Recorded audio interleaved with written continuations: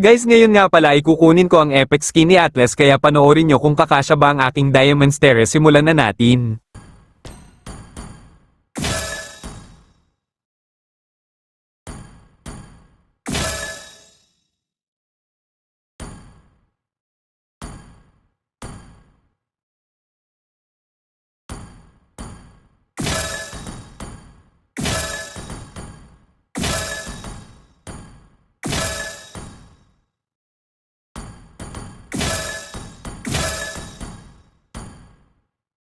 At sa kasamaang palad nga pala ay hindi umabot ang natitira kong diamonds kaya nag-recharge na lang ako para makuha ko na ang epic skin ni Atlas Terrace. Simulan na natin.